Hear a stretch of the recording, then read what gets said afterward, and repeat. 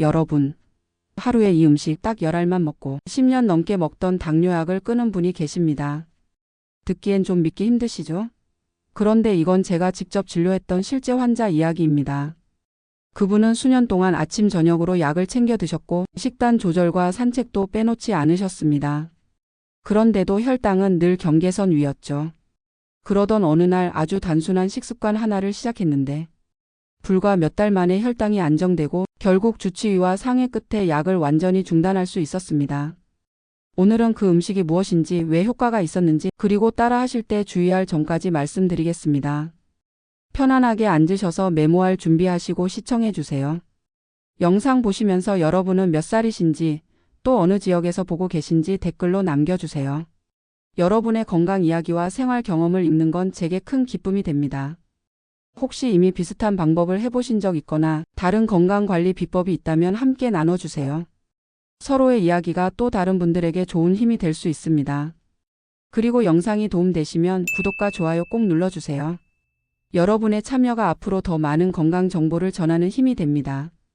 이야기의 주인공은 전북 군산에 사는 73세 남성 김병수 어르신입니다. 은퇴 후 조그만 잡화점을 운영하며 하루 종일 가게 안에서 생활했습니다. 단 음식은 즐기지 않으셨지만 밥과 반찬은 늘 푸짐하게 드셨죠. 11년 전 당뇨 판정을 받고 매일 약을 드셨습니다. 아침 저녁으로 복용을 하면서 하루 30분 걷기도 했지만 혈당은 늘 아슬아슬했습니다. 공복 혈당이 145 전후 당화 혈색소는 7% 근처를 맴돌았습니다. 그러던 중 이웃이 권해준 식초콩을 먹기 시작하면서 변화가 찾아왔습니다. 식초콩은 말 그대로 콩을 식초에 담가 숙성시킨 음식입니다. 예로부터 일본, 중국에서는 농사일을 하는 사람들이 여름철 기력 보충과 소화 개선을 위해 먹어왔습니다. 최근에는 혈당 관리와 혈관 건강에 좋다는 연구 결과가 나오면서 다시 주목받고 있습니다. 효과의 핵심은 두 가지입니다. 첫째, 식초는 탄수화물이 당으로 바뀌어 혈액에 흡수되는 속도를 늦춥니다. 밥빵 같은 음식을 먹었을 때 혈당이 급격히 오르는 걸 막아주는 거죠. 둘째, 콩은 단백질과 식이섬유가 풍부해 소화를 완만하게 만들고 식후 혈당을 안정시키며 근육 유지에도 도움을 줍니다. 특히 서리태나 검정콩처럼 항산화 성분이 많은 콩은 혈관 건강에도 이롭습니다. 어르신은 하루 10알을 아침, 점심, 저녁 식후에 나눠 먹었습니다. 3개월 차가 되자 공복 혈당이 118 전후로 내려왔고 식후 혈당도 이전보다 확연히 낮아졌습니다. 6개월 후 당화 혈색소가 6.1%로 떨어졌고 저는 약을 줄여보자고 권했습니다. 결국 약을 완전히 끊을 수 있었습니다. 다만 식초콩 하나만으로 된 건 아니었습니다. 기존 식단 관리와 가벼운 운동을 계속했기 때문에 시너지 효과가 나타난 겁니다. 자, 이제 식초콩이 도대체 어떻게 만드는지 알려드리겠습니다. 사실 과정이 굉장히 간단해서 특별한 도구나 재료가 필요 없습니다. 집에 있는 콩과 식초 그리고 깨끗한 유리병만 있으면 됩니다. 먼저 콩을 여러 번 깨끗한 물에 씻어주세요. 흐르는 물에 두세 번 헹군 뒤 마지막에는 체에 받쳐서 물기를 충분히 빼야 합니다. 여기서 물기가 남아있으면 나중에 식초가 탁해질 수 있습니다. 그 다음 기름을 전혀 두르지 않은 팬에 콩을 넣고 약불에서 천천히 볶아줍니다. 이 과정에서 콩 속 수분이 날아가고 표면에 있던 잡균이 제거됩니다. 손으로 살짝 만졌을 때 겉이 마른 느낌이 나면 됩니다. 너무 오래 볶으면 콩이 딱딱해지고 타 맛이 날 수 있으니 주의하세요. 볶은 콩을 열탕 소독한 유리병에 담습니다. 소독은 반드시 해주셔야 잡균 번식을 막을 수 있습니다. 그리고 콩이 완전히 잠길 정도로 현미식초를 부어주세요. 이때 식초는 반드시 현미식초나 곡물식초처럼 순한 걸 쓰셔야 합니다. 과일식초처럼 당이 들어있는 건 혈당 관리에 도움이 되지 않습니다. 마지막으로 유리병 뚜껑을 꼭 닫고 직사광선이 닿지 않는 서늘한 곳에 두세요. 약 10일 정도 숙성시키면 먹을 수 있고 숙성 기간이 길어질수록 식초 맛이 부드러워집니다. 식초콩을 드실 때 꼭 기억하실 점이 있습니다. 첫째, 빈속에 드시지 마세요.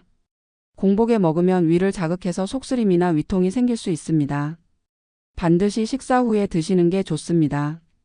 둘째, 하루에 10알 정도만 두세 번에 나누어서 드세요. 좋으니까 많이 먹으면 더 효과가 나겠지라고 생각하시면 오히려 위에 부담이 됩니다. 셋째, 병에 담아두셨다면 한두 달 안에 드시는 것이 좋습니다. 오래 보관하면 향이 변하고 효능이 떨어질 수 있습니다. 활용 방법은 참 다양합니다. 샐러드에 넣어 드레싱처럼 사용하면 상큼한 맛이 더해지고 볶음 요리나 나물 무침 양념으로 넣어도 좋습니다. 아침 식사로 요거트나 곡물 시리얼 위에 올려 먹으면 간단하면서도 든든합니다. 또 밥 반찬처럼 장아찌 대용으로 곁들이면 밥맛도 좋아지고 꾸준히 먹기 훨씬 수월합니다. 이렇게 평소 식단 속에 자연스럽게 녹여내는 게 가장 부담 없고 오래 지속할 수 있는 방법입니다. 다른 환자분 사례를 몇 가지 더 말씀드릴게요. 경남 진주에 사는 69세 여성 박연희 씨는 당화 혈색소가 7.2%에서 3개월 만에 6.4%로 내려갔습니다. 식후 혈당 변동이 줄었고 체중도 2kg 줄었습니다. 인천 부평의 71세 남성 조영호 씨는 공복 혈당이 150대에서 122로 내려갔고 6개월 후에는 복용약을 절반으로 줄였습니다. 강원 춘천에 사는 66세 여성 최은경 씨는 오랫동안 변비와 오후 피로에 시달렸는데 과일 대신 식초콩을 챙겨 먹은 뒤 장 운동이 활발해지고 오후 졸음이 줄었다고 합니다. 이렇게 여러 사례를 보면 공통점이 있습니다. 혈당이 안정되고 장 건강이 좋아지고 무엇보다 전반적인 활력이 되살아난다는 겁니다. 초콩 이야기 잘 들으셨죠? 그런데 제가 임상에서 경험한 당뇨 관리에 또 좋은 음식이 있습니다. 이건 바다에서 나는 보물이에요. 바로 조개와 마늘입니다. 많은 분들이 조개는 그냥 국물 맛내는 재료 정도로만 생각하시는데 사실 당뇨 관리에 정말 유익한 성분들이 가득 들어 있습니다. 먼저 바지락과 모시조개 같은 조개류는 저탄수화물, 저지방 그리고 고단백 식품입니다. 단백질은 혈당을 천천히 올리면서 인슐린이 안정적으로 작용하도록 도와줍니다. 그래서 당뇨 환자분들이 식단의 단백질 비율을 높이면 혈당 변동폭이 줄어드는 이유가 여기에 있습니다. 그리고 조개에는 오메가3 지방산이 들어 있습니다.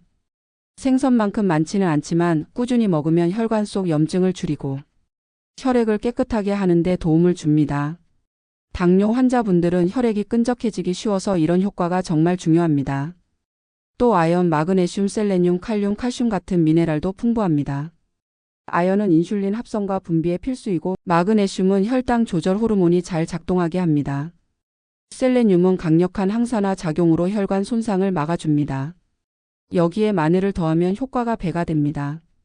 마늘 속 알리신이라는 성분은 혈관을 확장시켜 혈류를 원활하게 하고 유황 화합물은 해독 작용을 강화합니다. 특히 몸속에 쌓인 중금속이나 환경 독소를 배출하는 데 도움을 주죠. 이렇게 조개와 마늘이 만나면 혈당 관리뿐 아니라 혈액순환과 전반적인 대사 건강에도 좋습니다. 그렇다면 어떻게 먹는 게 좋을까요? 저는 모시조개 마늘탕을 추천합니다. 끓는 물에 손질한 모시조개나 바지락을 넣고 마늘은 넉넉히 썰어서 함께 넣어줍니다. 국물이 우러나면 간은 아주 채소로만 하세요. 혈압이 높은 분들은 소금 대신 다시마나 채소로 맛을 내면 좋습니다. 그리고 조개 껍데기가 벌어지는 순간 불을 꺼야 살이 부드럽고 영양 손실이 적습니다. 주의하실 점도 있습니다. 첫째, 반드시 신선한 조개를 사용하세요. 오래된 조개는 식중독 위험이 있습니다. 둘째, 조개 알레르기가 있는 분들은 피하셔야 합니다.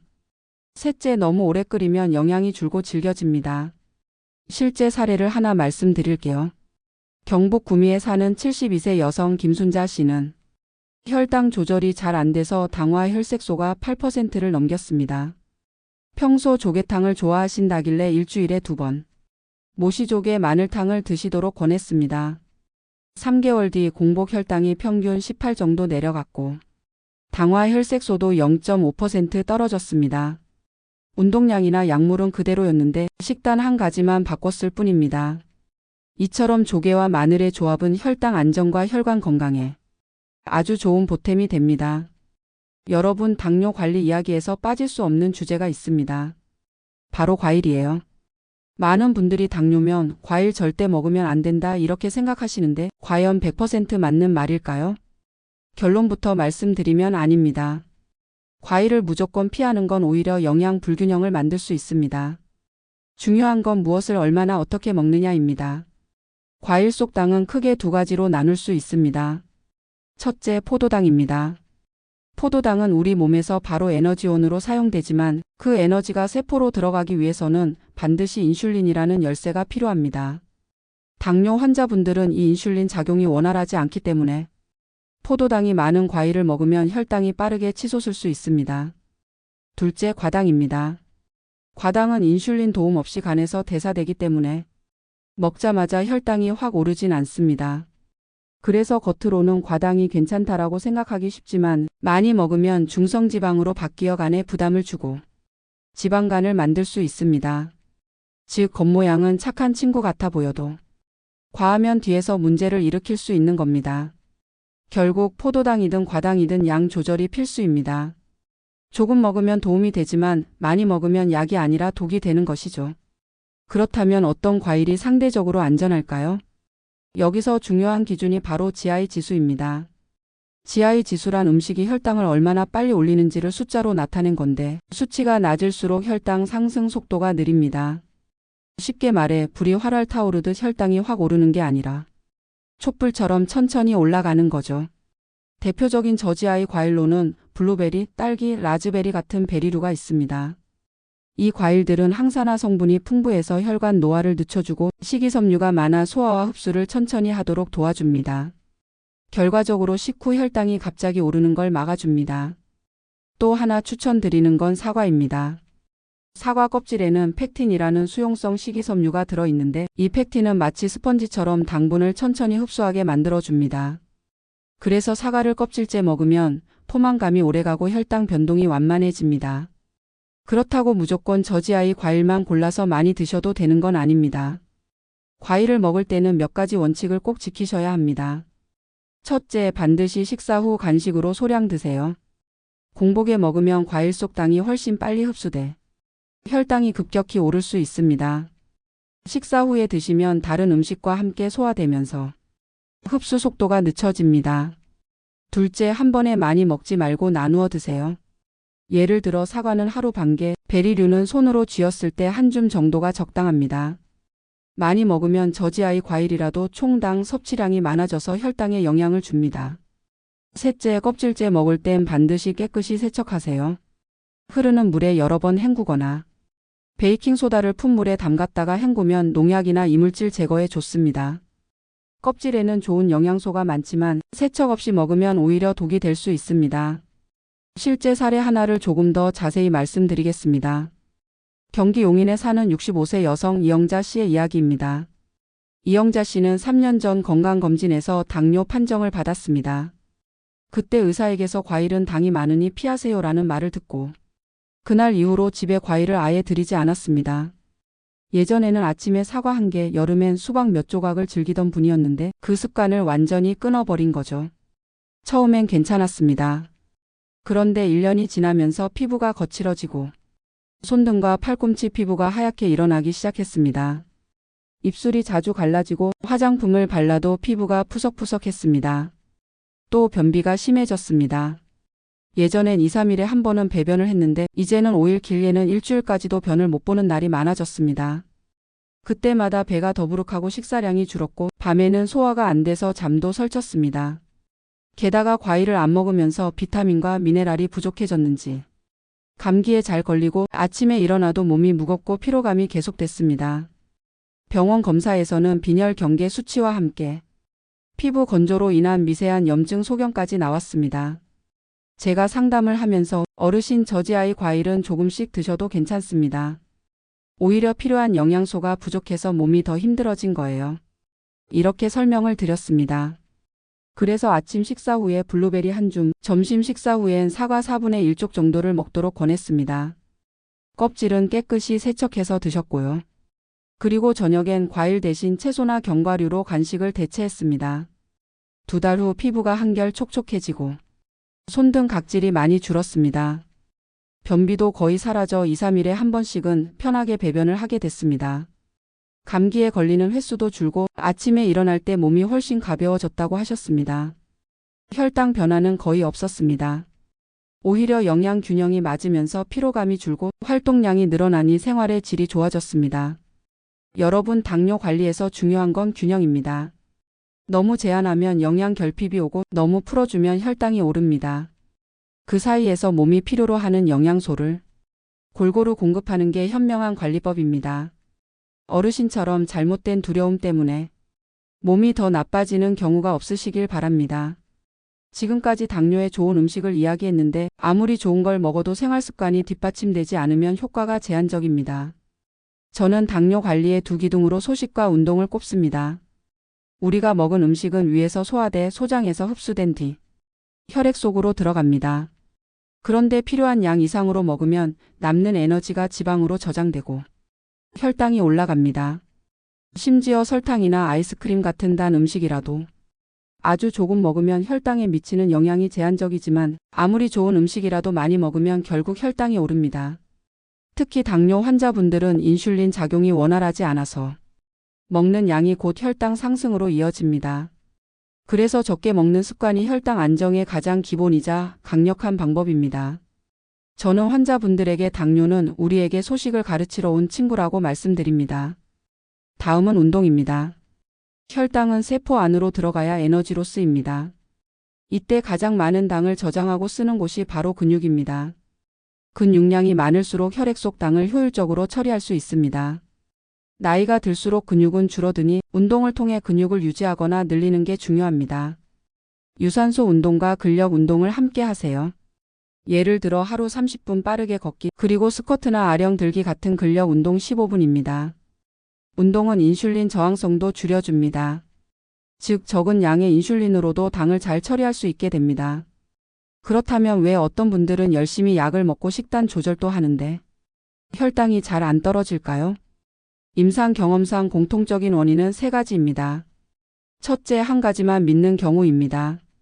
약만 먹거나 음식만 바꾸면 된다고 생각하는 겁니다. 당뇨는 생활습관병이기 때문에 약식단, 운동, 스트레스 관리가 모두 맞물려야 합니다. 둘째, 과유불급을 모르는 경우입니다. 좋다고 알려진 음식이라도 많이 먹으면 혈당이 올라갑니다. 초콩이든 조개든 과일이든 적정량을 지키는 게 중요합니다. 셋째, 스트레스와 수면을 소홀히 하는 경우입니다. 스트레스가 심하면 코르티솔이라는 호르몬이 혈당을 올리고 수면 부족은 인슐린 저항성을 높입니다. 정리해 드리겠습니다. 첫째, 초콩, 조개, 마늘, 저지아이, 과일로 혈당 변동을 줄인다. 둘째, 소식과 운동으로 근육량과 혈당 처리 능력을 높인다. 셋째, 스트레스 관리와 충분한 수면을 챙긴다. 여러분, 당뇨는 평생 짊어져야 하는 무거운 짐이 아닙니다.